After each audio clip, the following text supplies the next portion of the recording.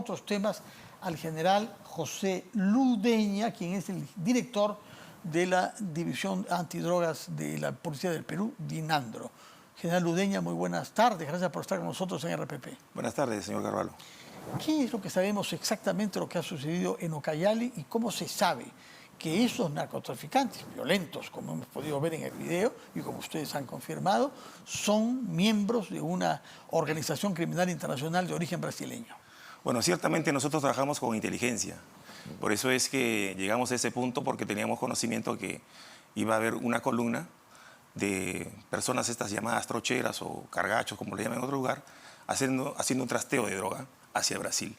Sabíamos que esta mercancía ilícita estaba destinada hacia esta organización criminal a la que usted hace referencia, que como usted sabe tiene vigencia muy fuerte en todo Brasil.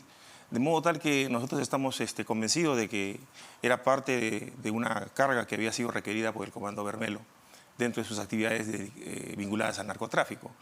Lo que ocurrió fue que por cuestiones climatológicas tuvimos un retraso a la hora que la patrulla fue insertada a la zona de operaciones, de modo que lo usual es que nosotros sorprendamos pero lamentablemente prácticamente nos encontramos cara a cara con el enemigo en este caso, y lo que sucedió fue un enfrentamiento inevitable, y lamentablemente el compañero que estaba, como decimos, el hombre en punta, recibió un impacto de bala en el abdomen, y eso fue lo que ocurrió en estas circunstancias, fue herido. ¿Está en una situación crítica o ya está fuera de peligro de vida? No, casualmente hace un momento he recibido el último reporte.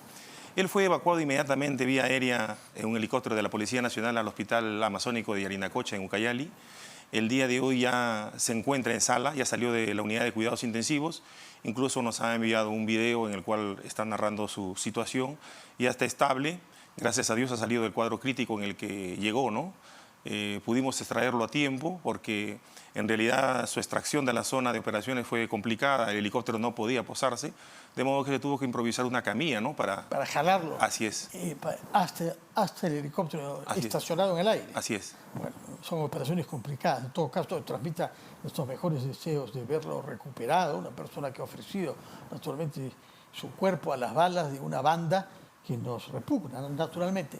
Ahora, ¿entran y salen con facilidad por la frontera entre Brasil y Ucayali? La frontera que tenemos con Brasil, sea por Loreto, Ucayali o Madre de Dios, es muy extensa, vea usted. Y lamentablemente hay muchos caminos por la ruta terrestre, por la cual... Pero hay que atravesar ríos. Sí. No es tan fácil, ¿no? Sí, en realidad, por ejemplo, este desplazamiento que ellos hacen terrestre les demanda 3, 4, 5 días a veces, dependiendo de las condiciones del clima, ¿no? Y estas personas que son los cargachos, como también se les dice, cargan pues una mochila llevando el alcaloide por varios días. Al término de la comisión, digamos así, reciben su paga por los kilos de droga que han llevado al otro lado. Lamentablemente hay alguna ruta, nosotros tenemos conocimiento de algunas rutas, trabajamos sobre ellas y bueno, estamos haciendo el trabajo que corresponde. Ahora, lo que ellos sacan de nuestro país es la cocaína pura, ya procesada. Es decir, todo el procedimiento desde la hoja hasta el alcaloide, como usted, se hace en territorio peruano. Bueno, sí, hacia Brasil usualmente está saliendo cocaína, clorhidrato de cocaína. Sí. Para Bolivia también sale pasta básica. Pero a Brasil, digamos que en este caso, por ejemplo, en específico, que era destinado al Comando Bermelo, que es una organización dedicada al narcotráfico internacional, era alcaloide puro, clorhidrato de cocaína. Ahora, como usted bien dice, todo este proceso se realiza en territorio peruano, ¿no? Desde la hoja de coca, que es la materia prima, el procesamiento y todo lo demás. Ahora bien, ¿en qué zonas específicamente crece la coca que termina convertida en cocaína para ser transportada a Brasil? Porque antes Ucayali no era una región particularmente cocalera, ¿no? Estábamos acostumbrados a concentrarnos en el Braen y pensar que lo que había en Ucayali y en Loreto era marginal y que lo de Guayaga había sido erradicado. Pero ahora estamos ante otro mapa diferente, en función del cual Ucayali tiene una producción importante, de la misma manera que Loreto, a lo largo en particular del río Putumayo, y en Guayaga, que habíamos erradicado esto hace un poco más de 10 años, otra vez se dice que hay campos de cultivo importantes. Sí, ve usted, el monitoreo de las zonas cocaleras en nuestro país, de los espacios cocaleros, es una tarea del CORA, Y los reportes de Cora desde hace un buen tiempo nos indican de que la zona de Ucayali, específicamente en el área de Padre Abad, por ejemplo, y en esta zona del Alto Ucayali, que es Callería, Utiquinía, toda la zona limítrofe, incluso Atalaya, es una zona en donde hay bastantes plantaciones de hoja de coca. De hecho, se tiene programado también hacer ese eje de erradicación este año. Nosotros como Dirandro solamente damos el soporte en la seguridad para que realicen las labores el personal civil que es contratado por el CORA. Pero en Ucayali siempre ha existido hoja de coca. ¿Cuántas hectáreas calcula usted o Dirandro que hay de coca ilegal? Hay una parte de la coca que es legal, que es para uso ancestral, pero habrá poco ahí en la selva, es para una costumbre andina, ¿no? Sí. ¿Cuántas hectáreas calcula usted que pueden haber en Ucayali? Bueno, en Ucayali específicamente todavía el monitoreo del CORA no se ha precisado, pero el reporte que tiene CORA en relación al espacio cocalero, que ciertamente en estos últimos años ha crecido, estamos hablando de cerca de 85.000, 95.000 hectáreas, ¿no? de hoja de coca. 85.000 hectáreas. Así es. ¿Solo en Ucayali? No. ¿En total en el Perú? Así es. ¿En total en el Perú? Sí, más o menos. Ya, de lo cual la mitad es Brian. Yo diría, sí, podría ser un 60%, 50%. 60%. Y después Ucayali, Sí, Guayaga, el Loreto. Valle del Guayaga, al que usted hace referencia, también la zona del Putumayo ha crecido.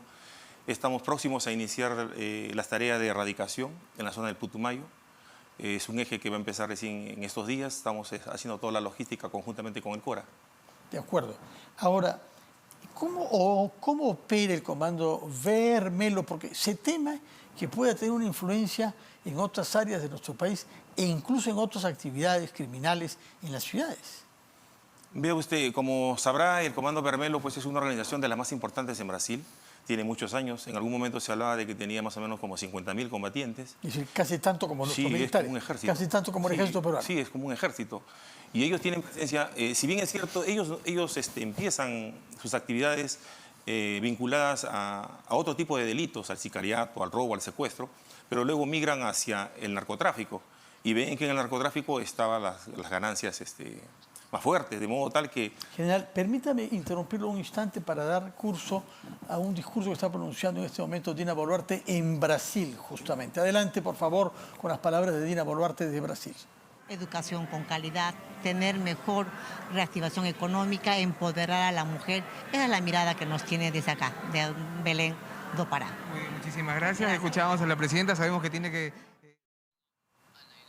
Bueno, es Dina Boluarte en Belén do Pará, en una reunión de 8 países que tienen soberanía en la Amazonía, entre los cuales el Perú, pero también Venezuela, Ecuador, Colombia, Bolivia, las 2 Guyanas, me falta uno, no me acuerdo cuál me ha faltado, Venezuela, Colombia, Ecuador, Bolivia, el Perú, Brasil, Sí, Brasil justamente, claro, que es el principal, ¿no? Naturalmente se trata ahí, dijo el presidente Lula inicialmente, de los temas de la sostenibilidad en ese vasto espacio que tiene una relevancia mundial, pero también de la calidad de vida de sus habitantes. El primer ministro Otárola añadió que para el Perú el tema del narcotráfico y las economías ilegales en la Amazonía es tan importante como nosotros. ¿Puede decirme qué es lo que espera usted de una reunión de los 8 países amazónicos como aquella que está teniendo lugar en Brasil en estos momentos? Bueno, ciertamente nuestra presidenta en su discurso hizo referencia a dar un impulso a la lucha contra el narcotráfico y en esa línea planteó ampliar el presupuesto de vida, que es el ente rector de todo el sistema de lucha antidrogas en el Perú. Y en ese espacio también nosotros como Dirandro, comunidad de interdicción, vamos a tener también seguro un presupuesto que nos va a permitir hacer operaciones. Ahora, el señor Otárola, el primer ministro, hace unos días estuvo también en la zona de erradicación, haciendo una visita de inspección a la que la acompañamos con el ministro del Interior. Y en la cual ¿En qué zona, perdón, Brian? No, en Ucayali. En Ucayali mismo. Sí, pero específicamente fue a un punto que se ubica en la zona de Pasco. Muy cercano a Ucayali. Las operaciones normalmente salen... Frontera entre Pasco y Ucayali. Sí. Sí. Ahí hizo referencia, precisamente fue el señor presidente de Vida, hizo referencia a esta política que está impulsando con mayor fuerza a partir del discurso de la señora presidenta. De Vida, como corresponde, va a entrar con los programas alternativos para sacar de la extrema pobreza a los campesinos que están, porque vea usted, al final de cuentas los campesinos que se dedican a la droga siguen siendo pobres, ellos no han salido de su extrema pobreza, ellos son el último eslabón de esta cadena de valor, si podemos decir, del narcotráfico. De manera tal que nosotros esperamos que en esta reunión a la que está asistiendo nuestra presidenta pues se lleguen a acuerdos o se firmen algunos acuerdos, tratados, lo que corresponda, que permitan pues que los países en los cuales estamos involucrados en el tema de la Amazonía y toda la problemática de la Amazonía, puedan encontrar una solución a este tema en específico, que es el tema del narcotráfico. Ahora, en el caso de Ucayali, para regresar a nuestro tema de origen, por lo que usted dice, se entra caminando en largos trayectos de 5 días. Sí. No hay uso de avionetas en esa zona. Vea, por ejemplo, esta patrulla fue insertada desde Pucallpa en un helicóptero 50 minutos hasta un campamento militar, el asentamiento rural número 3, que es el más próximo. A partir de ese campamento, nuestra patrulla, conformada por 16 hombres, ha progresado 6 horas en camino en el monte, ¿no? ¿Policías? Policías. ¿Militares no? No, puro policía, ¿no? Hemos progresado a ubicar un punto estratégico para sorprender. Los caminos en la Amazonía son así, son muy largos, demandan mucho esfuerzo de personal. Lamentablemente, nuestra Amazonía pues, es muy amplia. Su vegetación es ciertamente complicada y aun cuando nosotros como Dirandro tenemos unidades élite que son los operadores tácticos entrenados para ese tipo de trabajo, pero resulta complicado trabajar en estas condiciones en que la geografía no ayuda mucho, ¿no? Pero son operaciones que hacemos sea de interdicción terrestre, interdicción aérea con apoyo de helicópteros. ¿Y en Ucayali también? Sí, en Ucayali hemos hecho. En Ucayali tenemos la base policial de la aviación, desde la cual salen las aeronaves, tanto los UH que son del convenio con los americanos, también el MI que es de la propia Policía Nacional y también tenemos... Es un helicóptero ruso grande, ¿no? Así es, sí, así es, ¿no? ¿Pilotos de la Policía Nacional? No, todos los helicópteros son piloteados por personal policial. Porque son unas máquinas. Así es. Y también tenemos en Ucayali tenemos avionetas más pequeñas, más ligeras, que son las que sirven para hacer reconocimiento, ¿no? Y entonces tenemos una logística, yo diría, adecuada. Lo que pasa es que no hay forma de interceptar las aeronaves cuando ingresan, por ejemplo, al territorio, ¿no? Justamente le quería preguntar por eso. Hay una interdicción impuesta por Estados Unidos que nos priva del derecho a derribar avionetas de narcotraficantes que se resistan a ser sometidas cuando son interceptadas y se logra comunicar con ellas por radio, ¿no? De avión a avión. Sí, ciertamente el señor primer ministro, en esta entrevista que tuvo allá en el campo, hizo referencia a este tema, ¿no? A esa prohibición. Sí, hizo referencia incluso a un viaje que estaba programado a los Estados Unidos y que iban a poner en el tapete este tema, ¿no? Para retomar de repente el problema de la interdicción aérea, ¿no? Ahora, avionetas que vuelan sacando cocaína del Perú hacia el extranjero es más bien en Bolivia. No tanto en Ucayali, porque por lo que usted dice, se entra vía terrestre caminando. En Ucayali, en la zona de Atalaya, hay pistas. ¿Hay pistas? Sí, claro, en la zona de Atalaya hay bastantes pistas. No es la zona en donde ha habido el enfrentamiento con estos miembros del Comando Vermelo. Es una zona próxima, pero sí, esa zona de Ucayali es muy extensa, ¿no? ¿Qué es lo que saben ustedes sobre el itinerario de esta cocaína que sale del territorio peruano, entra a Brasil? ¿Dónde se vende? ¿Cuál es su mercado?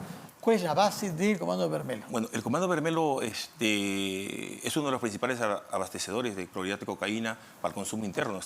Brasil es un país 100% consumidor, ¿no? De alcaloide de cocaína, de clorhidrato específicamente, pero ellos también hacen exportación, digamos así, hacia Europa, ¿no? De manera que cocaína que sale, por ejemplo, que baja por el Putumayo e ingresa a territorio brasileño por Manaus, por ejemplo, termina en vía marítima yéndose hacia Europa.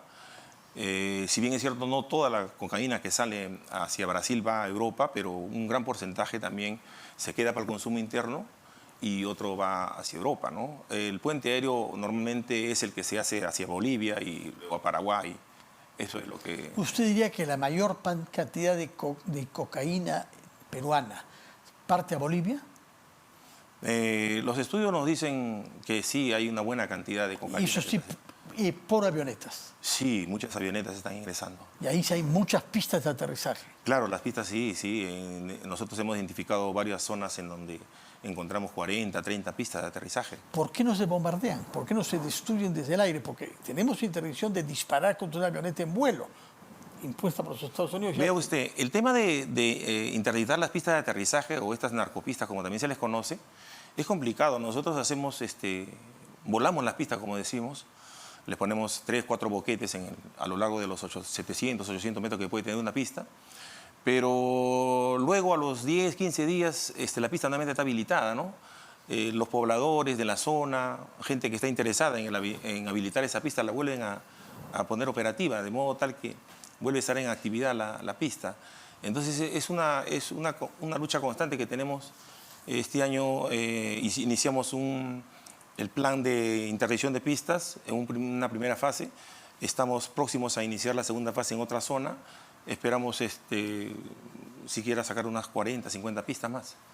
Ahora, la clave del éxito contra la producción de la cocaína es evitar que los insumos químicos que son necesarios para la producción del alcaloide entren a la zona cocalera. ¿Por qué no hay progresos en ese campo? Los insumos químicos deberían ya ser impedidos de entrar por la SUNAT cuando llegan al puerto. No se hace.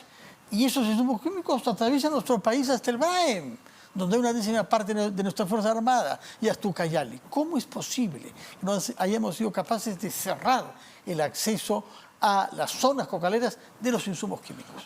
Vea usted, entiendo que en este paquete de normas en la que se está tratando de impulsar a través de la delegación de facultades, creo que hay una norma o hay un punto referido a eso. La SUNAT, como usted sabe, ya hace muchos años, desde la época del señor Ollantumala, asumió el control de fiscalización de los insumos, ¿no? De manera que nosotros como policía no tenemos facultades para hacer una fiscalización a una empresa que es una empresa que importa insumos químicos y no hacer la trazabilidad de esa mercancía, ¿no? Y mucha de esa mercancía termina siendo desviada al narcotráfico. Efectivamente, la mayor parte de las veces, sí, ¿no? efectivamente. Hay insumos químicos que entran al Perú y que sabemos que van a ser usados para eso. Así es, lamentablemente, pese a nosotros tenemos, como dirán, tenemos 8 puestos de control terrestre, desde los cuales hacemos operaciones de interdicción para neutralizar estos ingresos, pero lamentablemente, pues vea usted, el territorio es tan amplio, los caminos están por todo lado, de manera que se utiliza todo medio de transporte, se utiliza a través de mulas, se utiliza el río, no solamente la carretera, de modo de que, por ejemplo, la zona del Braem, en la cual tenemos 4 puntos de interdicción, resulta insuficiente para poder cubrir, ¿no? Entonces, ahí yo pienso de que hay un tema pendiente en lo que es la fiscalización de los insumos y su uso que se da, ¿no? Porque muchos de los insumos ciertamente son insumos que han ingresado de manera legal a nuestro país por importadores aparentemente que juegan limpio, pero al final terminan desviando los insumos al narcotráfico. General, no podemos impedir que aquellos que meten los insumos químicos sin los cuales no es posible hacer cocaína, sean atacados desde el aire por drones. Y estamos viendo cómo la guerra Ucrania-Rusia, no es que quiero tomar ejemplo de lo que pasa ahí, pero hay que saber cómo está la tecnología militar, ¿no? Sí, podría ser. Porque no estamos avanzando. Al revés, estamos retrocediendo. Usted mencionaba la cifra de 90.000 hectáreas. Sí, pero todo eso requiere una logística. Vea, la Policía Aérea tiene un escuadrón de drones, personal policial que son los que operan estos drones y que en algunas oportunidades nos acompañan a hacer las operaciones de interdicción. Pero imagínense la cantidad de drones que tendríamos que tener, ¿no? Yo pienso de que de repente con una política más agresiva del control y fiscalización de los importadores, podríamos de alguna manera frenar este ingreso clandestino de insumos químicos a las zonas de producción, no solamente al Braem, sino también al Guayá, que está tomando un auge en los últimos años. Ahora, usted nos ha hablado de una relación entre una organización criminal de envergadura, como el Comando Vermelo, con campesinos peruanos y con cargadores peruanos. Pero hay una relación también con jefes de cárteles peruanos. ¿Podemos decir que hay padrinos en el Perú que alternan de igual a igual con las organizaciones criminales internacionales? Mira, yo diría que en el Perú no hay cárteles. Lo que hay son organizaciones criminales ciertamente dedicadas a esta actividad ilícita que trabajan para organizaciones mucho mayores que sí están vinculadas a cárteles o a organizaciones de mayor envergadura. Lo que hay acá son son organizaciones que son productores, proveedores del alcaloide de cocaína y que, bueno, son los que terminan sacando la cocaína de nuestro territorio por encargo de otras organizaciones normalmente internacionales, ¿no? Usted nos estaba explicando justamente la manera como los grupos de narcotráfico internacional sacan cocaína ya purificada de nuestro país, es decir, producida en nuestro país gracias a la llegada a los lugares de cultivo de insumos químicos que por lo demás perjudican las tierras de las comunidades nativas, porque una vez que se hacen pozas de maceración con esos insumos químicos no se puede sembrar más nada. Ahora, yo quería preguntarle, y la pregunta que le había hecho es, ¿hay cárteles de drogas en el Perú? ¿O solamente lo que ponemos es la mano de obra en el más bajo nivel de la escala delincuencial? No, no solamente la mano de obra barata y la más baja, sino también hay organizaciones, como le digo, que son los que trabajan para otras organizaciones mucho mayores, de mayor envergadura, digamos los cárteles o organizaciones del crimen, del narcotráfico a nivel internacional que llevan droga a Europa. Acá hay organizaciones de mediana estructura, digamos, en las que ellos se encargan de hacer desde el procesamiento, el traslado, el acopio, e incluso son responsables de hacer los envíos si es por vía terrestre o es por vía aérea, ¿no? Ellos son los responsables a cambio lógicamente, de un pago, ¿no? Sí, es una situación alarmante. Ahora bien, han habido también informaciones respecto de la captura de 6 narcos israelíes que habían sido capturados en el Perú. ¿Qué información tiene usted sobre ellos? Bueno, sí, nosotros como Dirandro trabajamos muchas operaciones especiales con los pares que quieren trabajar con nosotros. Por ejemplo, esto fue una mercancía, droga que estaba siendo llevada en una alfombra que tenía como destino Israel, ¿no? ¿Cuánto era? Eran más o menos 6 kilos, era una alfombra que tenía 6 kilos. De manera que cuando nosotros hacemos el hallazgo de esta mercancía en el servicio postal, inmediatamente damos cuenta a la Fiscalía y contactamos con nuestros pares para iniciar un proceso especial. De manera que eso significó que un agente nuestro participara en esta operación especial. ¿Dónde tuvo lugar esta operación? ¿Acá, en territorio peruano? Desde el Perú se fue hasta Israel. Ya. Sí. ¿El agente nuestro? Eso permitió que los compañeros de Israel, los policías antidrogas de Israel, lograran hacer una operación como consecuencia precisamente de la información. ¿Operación allá en Israel? Ah, en Israel, sí. Y ahí es que se han capturado a 6 narcotraficantes que han teledirigido el operativo en el Perú. Así es. ¿A través de qué contactos acá? Sí, eso precisamente es parte de la investigación que estamos haciendo acá con la Fiscalía en relación al contacto en el Perú, ¿no? Ahora, ¿qué evaluación tienen ustedes del poder económico de estos grupos de narcotraficantes peruanos? Que nos ha dicho que no solamente es la mano de obra barata. Se habla de una organización OTIDE que tendría influencia económica. Bueno, las organizaciones del narcotráfico, ciertamente por las economías ilegales que manejan, que es muy importante, tienen siempre algún interés en penetrar en los sistemas, específicamente, por ejemplo, en los estamentos del Estado, para corromper, para asegurarse su impunidad, para que se les facilite sus operaciones. Son ese tipo de organizaciones del narcotráfico hacen estas actividades, de manera que no es raro que detrás de un grupo criminal del narcotráfico en el Perú haya toda una estructura que tenga un nivel de injerencia de repente en algún estamento del Estado, ¿no? En los últimos días hemos tenido noticias que han llegado de Colombia, país con el que tenemos una frontera grande de más de 1000 kilómetros y creo que buenas relaciones con la policía allá, ¿no? Y ha salido a luz la revelación de que habría entrado dinero de grupos de narcotraficantes a la campaña del actual presidente Gustavo Petro. ¿Tiene usted información sobre esto? Porque hay que prestar mucha atención a lo que pasa en la casa del vecino. Bueno, sí, cuando uno tiene techo de vidrio, ¿no? Ciertamente son temas políticos sobre los cuales no me voy a pronunciar. No políticos, no, pero ¿qué grupos son? Claro. Bueno, sí, la verdad que entiendo yo que detrás de eso hay grupos económicos vinculados a actividades ilícitas, seguro. El narcotráfico es muy fuerte en Colombia, ¿no? Entiendo yo que el hijo del expresidente ha referido eso, ¿no? El hijo y la esposa del hijo, que del dinero que había ingresado no le queda a la mucho campaña, cariño por el marido. Eso es lo que ocurre, ¿no? Lamentablemente. Que de dentro estallan. Sí, es la que ocurre. Lamentablemente, pues, las organizaciones de narcotráfico buscan penetrar de esa manera, ¿no? Bueno, general, realmente muchas gracias por haber estado acá, por el tiempo que nos ha dado. Tengo entendido que usted tiene una situación de salud que lo hacía dudar de venir acá, pero lo vemos no, en muy buen estado hay, pero y le deseamos seguimos para adelante, la mejor solución posible a las dificultades de salud que tenga.